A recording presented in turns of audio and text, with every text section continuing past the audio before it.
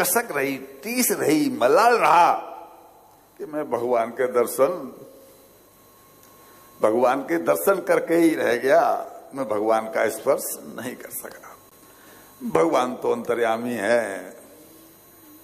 मैंने सुनाया था कि गोपी मिथिलानियों का भाव जान करके उन्होंने मन ही मन उनके भाव का अनुमोदन कर दिया कि तुम्हारी इच्छा मैं पूरी करूंगा।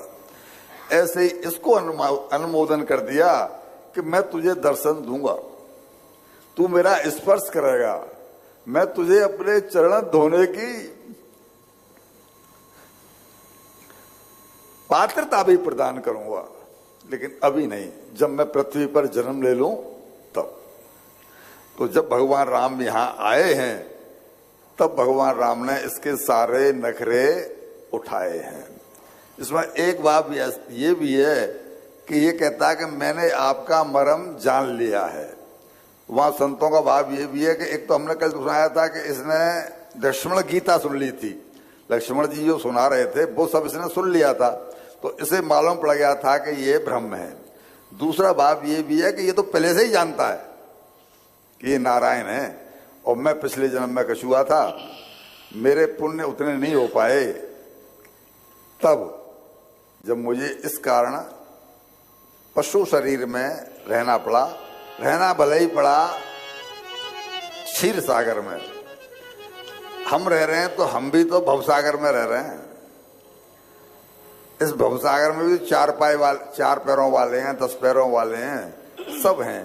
तो ये भले ही इसके पैर तब 2 ही थे, कछुआ के 2 ही पैर होते हैं मेरे हिसाब से, कछुआ के 2 पैर होते हैं ना, तो 2 ही पैर हैं, लेकिन था तो पशु वेश में, मीन्स उसमें पक्षी वेश में या जीव वेश में, जो भी आप कहें। तो अब इसने भगवान का आशीर्वाद, भगवान ने वहीं अनुमोदन कर दिया था, तब ये आके बना अब मल्ला, यानी मनुष्य योनि इसे मिली। केवल भगवान ने जब कह दिया था कि मैं तेरी इच्छा पूरी करूंगा, तो भगवान के पास ऑप्शन क्या बचा? उनको उसे मनुष्य तो बनाना ही पड़ेगा, तभी तो चरण धोएगा।